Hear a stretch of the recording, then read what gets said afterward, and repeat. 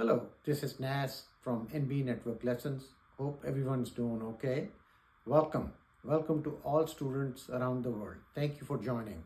My today's topic is under Advanced Calculus Lesson 57. We're going to talk about relative rate of growth.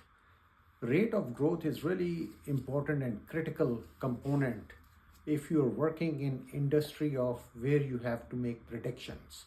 For example, in case of insurance companies, they can basically come up with the functions and say, okay, function of Los Angeles, and then come up with function of Houston, and then do a comparison between both and see which one reaches infinity higher, and then based on that they can set up insurance rates.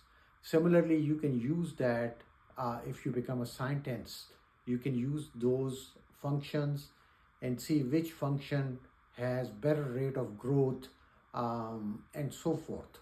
So without any further ado, let's go ahead and get started. I took the liberty of writing this already in board in interest of saving time.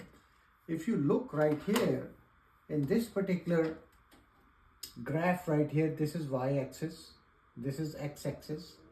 I took the liberty and drew three graphs. The first one is y is equal to e over x, second one is y is equal to 2x, and third one is y is equal to x squared. As you can see, these are shooting up. Y is equal to ex is approaching infinity faster. Then y is equal to 2x, and then y is equal to 2x function is approaching faster than y is equal to x squared. So that's what I meant when I said that insurance companies basically find out the graph by using functions and then predicting, okay, where are going to be more accidents? Is it Houston? Is it Los Angeles or whatever? And then based on that, they come up with their rates. Similarly, if you have x-axis and you have y-axis, you have a function of y is equal to natural log of x. You see that basically this function is pretty steady, right? Whereas y is equal to ex, boom, shooting up. So say for example, this is Mobile, Alabama, okay? So the accident rate in Mobile, Alabama is pretty consistent low. Whereas this right here is New York.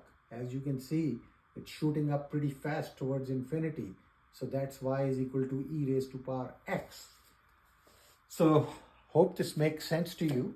So if you've got two functions, you have fx and gx, okay? And you have to find out which one shoots up faster towards infinity. You do limit x raised to approaching infinity function of x over gx.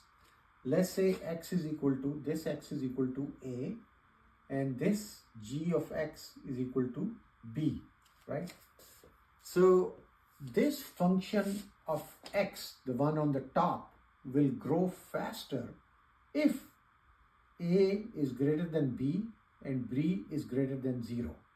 So what I do is that I basically say, okay, x is equal to a, so I have a raised to power x, then I have b raised to power x, and x is approaching infinity. As you can see right here, my function on the top is going to reach to infinity faster than one on the bottom. Now, if these functions f of x and g of x grow at the same rate, then if you take the limit of that, okay, and you solve the problem using L'Hopital's rule, you should get a finite number other than 0, other than infinity. You get a finite number, okay? Then that means that the rate of growth of both functions is same. It could be something like this. You know, you have this right here, so you've got this function right here, and then you have another function right here. So their rate of growth is pretty same right here, okay? Both of them are shooting towards infinity, but at the same rate.